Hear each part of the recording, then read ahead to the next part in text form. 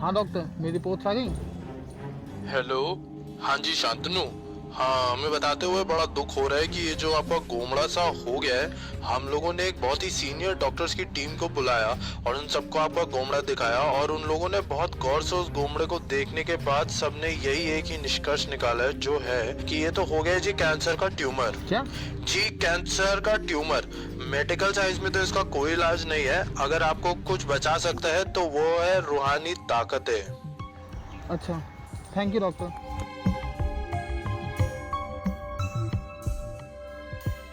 A few moments later.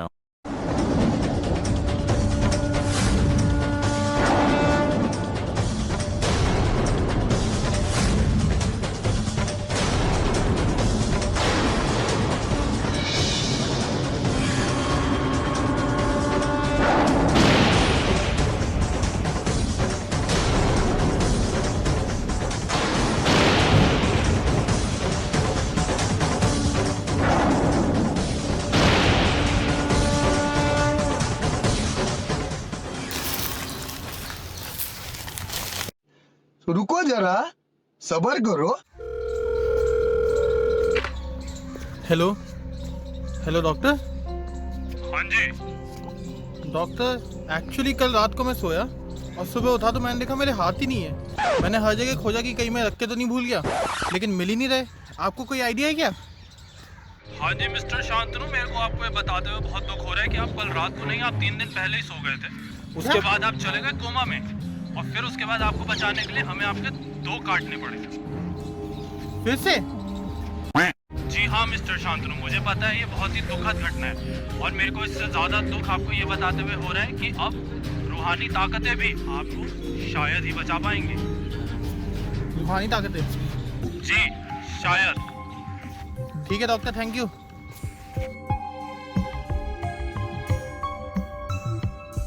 A few moments later.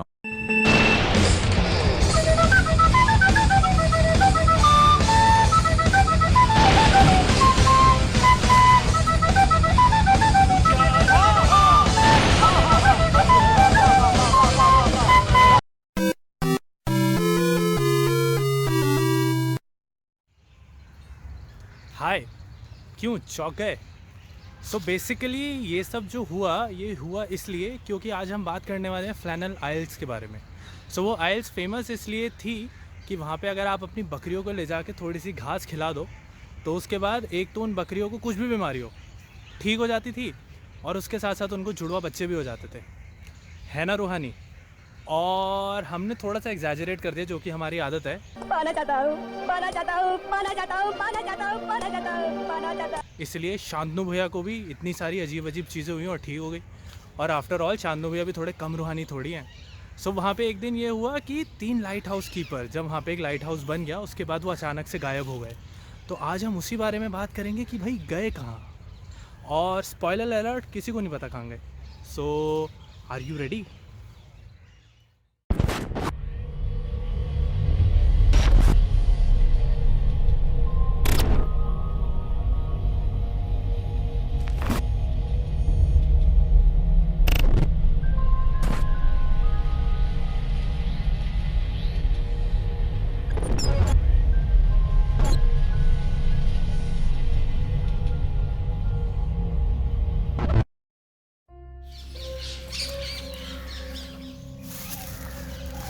तो welcome दोस्तों, आज का केस है फ्लैनल आइलैंड्स के बारे में।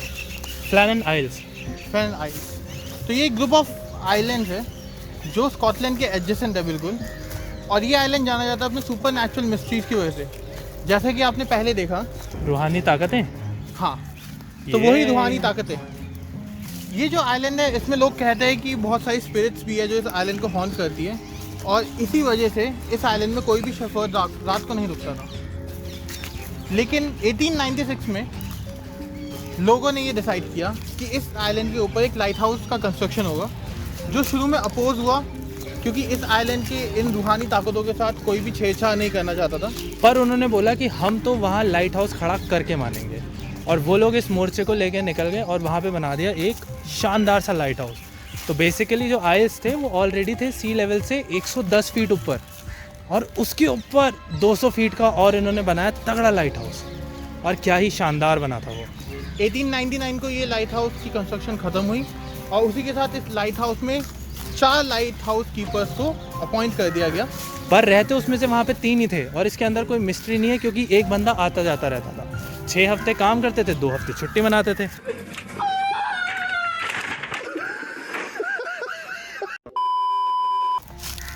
और ये जो 4 लाइट हाउस कीपर्स थे, इनका नाम था जेम्स, डोनाल्ड, थॉमस और जोसेफ। Good, thanks. तो इन चारों की ड्यूटी लगी वहाँ, और दिसंबर 15, 1900 में जब इन चारों में से सिर्फ 3 जने ड्यूटी पर थे और जोसेफ छुट्टी पर था, उस समय वहाँ एक शिप आई। और उस शिप के कैप्टन ने देखा कि यार लाइट हाउस की लाइटें तो बंद है, पर उसने ज़्यादा ध्यान नहीं दिया, उसको लगा कुछ टेक्निकल प्रॉब्लम्स चल रही होंगी, और वो वहाँ से निकल गया। और फिर उसके बाद उसने जो लाइट हाउस का ध्यान रखने वाली कमेटी थी, उसको जाके उसने बोला कि भाई वहाँ लाइट हाउस की तो लाइटें बंद पड़ी है।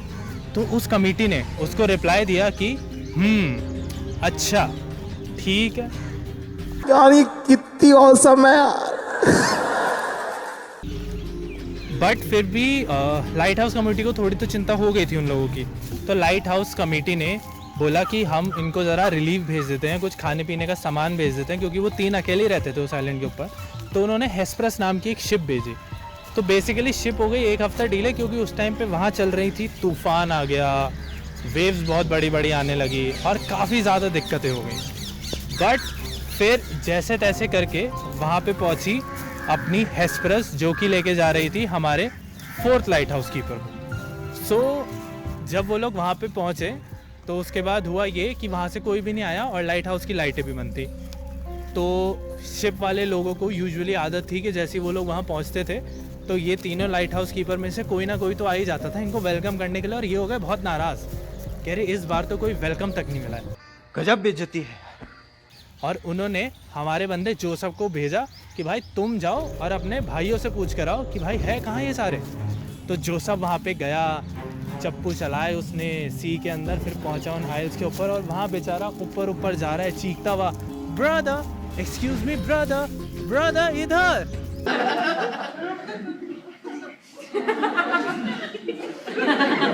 पर वहाँ से कोई ब्रदर नहीं निकला। और ब्रदर क्या, सिस्टर भी नहीं निकली। अब तो भूल जाओ सिस्टर को।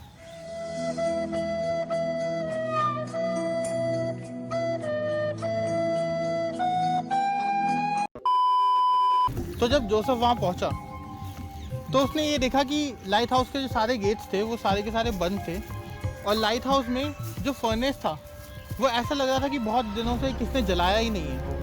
वहाँ उसे एक ओवरकोट और एक पेयर ऑफ बूट्स मिला, लेकिन बाकी दोनों के जो कपड़े थे वो गायब थे। प्लस एक बहुत ही स्ट्रेंज बात ये थी कि जो ईस्ट कोस्ट था लाइट हाउस का वो बिल्कुल ही परफेक्ट था, लेकिन जो वेस्ट कोस्ट की एंट्रेंस थी वहाँ सब कुछ डैमेज था। एक 300 फीट की वेव आई हो ऐसा लग रहा था, क्योंकि 300 फीट ऊपर तक डैमेज दिख रहा था साफ साफ, और लाइट हाउस के ऊपर भी बहुत ज़्यादा पार्ट डैमेज था जो नीचे पानी में भी गिर गया था शायद। सो उसके अंदर जो इंटरेस्टिंग बात थी वो ये थी कि जो ये सारी तोड़फोड़ मची, तबाही मची, इस सब का रिकॉर्ड उन तीनों लाइट हाउस कीपर्स ने ऑलरेडी रखा हुआ था। बट उसके बावजूद भी जो लास्ट एंट्री थी वो ये कह रही थी कि today the storm has stopped, everything is clear, God is above अस।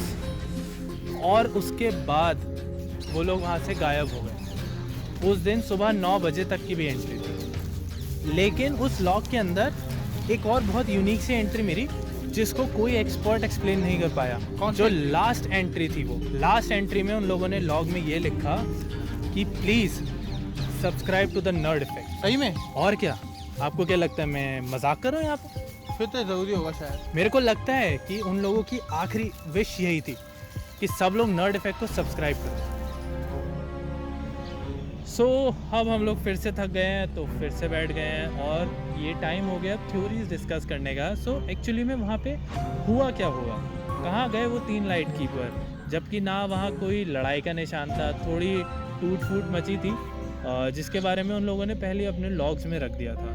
सो क्या है थ्योरी नंबर 1? तो थ्योरी नंबर 1 ये है कि वो जो आइलैंड था वो आइलैंड एक बहुत ही लोनली आइलैंड था, बहुत ही सुनसान, जहाँ कोई और नहीं था, सिर्फ वो 3 लाइट हाउस कीपर्स थे।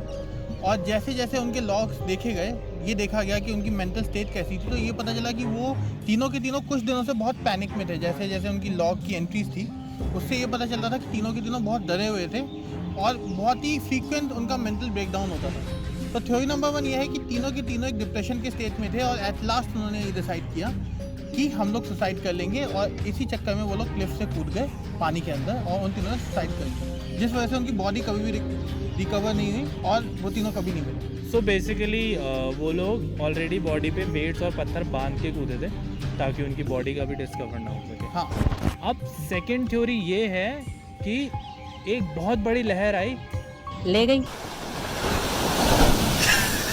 पर ये बात सुनने में अटपटी इसलिए है क्योंकि ऑलरेडी आइलैंड्स थे कुछ 100-200 फीट की हाइट पे, उसके ऊपर लाइट हाउस भी 200 फीट हाइट के ऊपर। तो इतनी बड़ी लहर ला कौन रहा है भाई, है ना?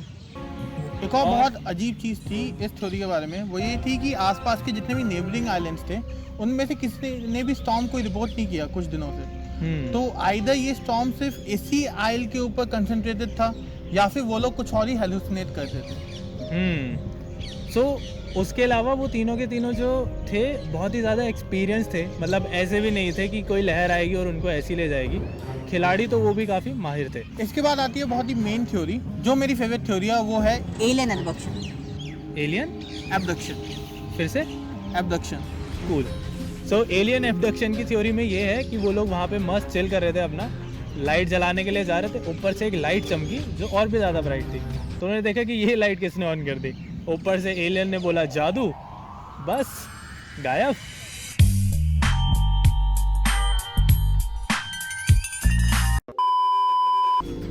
एलियन आने का जो थ्योरी है वो इसलिए भी हो सकता है क्योंकि उनको स्टॉर्म्स दिखाई दे रहे थे, बहुत सारी ऐसी चीज़ें उन्होंने नोट की थी अपने लॉग्स में, जो बहुत कॉमनली ऐसे एलियन साइटिंग्स इन सब में होता ही है। तो हो सकता है एलियंस आ गया। आपने एलियन साइटिंग कब देखी? सिर्फ मैंने देखी है वही नैनीताल के झील के ऊपर, जब मैंने कोई मिल गया देखी थी।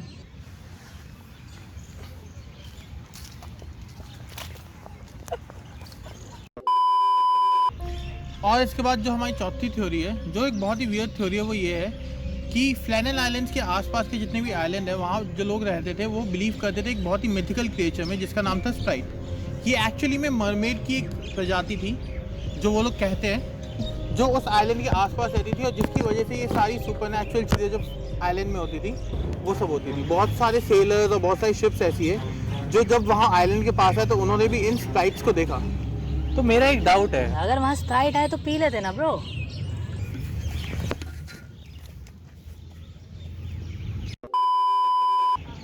या भाई थोड़ा सा तो ढंग का जोक मार लेता। कोई बात नहीं, अगर स्प्राइट से दिक्कत थी तो ये दिव्य जल पी लो।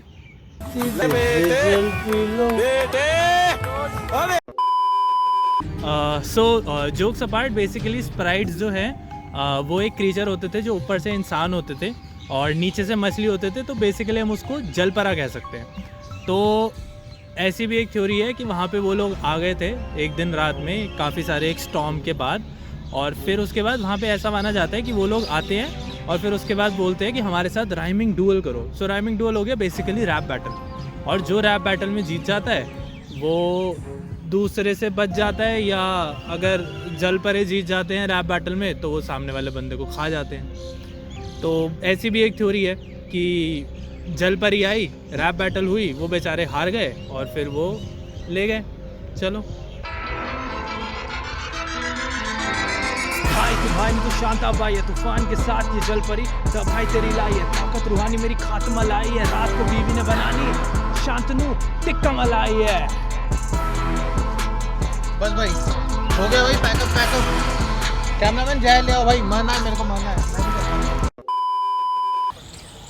सो हम लोगों की सबसे एंडिंग की और फाइनल थ्योरी ये है कि जब नोबिता को इस कहानी के बारे में पता चला तो उसके दिल में दर्द हुआ और वो डोरेमोन की टाइम मशीन उठा के निकल गया उन 3 लाइट हाउस कीपर्स को बचाने के लिए, और टाइम मशीन से उनको उठाया, फ्यूचर में ले गया और वो हो गए गायब बिना किसी सबूत के। और एक बंदा इतना ज़्यादा एक्साइटेड हो गया कि उसने बोला भाई कोड वोड छोड़ो, हम तो फ्यूचर की दुनिया देखने के लिए जाएंगे। और इसी थ्योरी के साथ हम एंड करेंगे हमारी वीडियो। आखिरी थ्योरी किसी चीज़ के लायक नहीं है, पर फिर भी आई वुड रिक्वेस्ट कि सब लोग लाइक करें, कमेंट करें और वीडियो को शेयर भी करें, और फर्स्ट वीडियो में जो आप लोगों ने सपोर्ट दिखाया उसके लिए thank you so very much. And I hope कि इसी तरीके से आपको हमारे कंटेंट अच्छे लगते हैं। So thank you.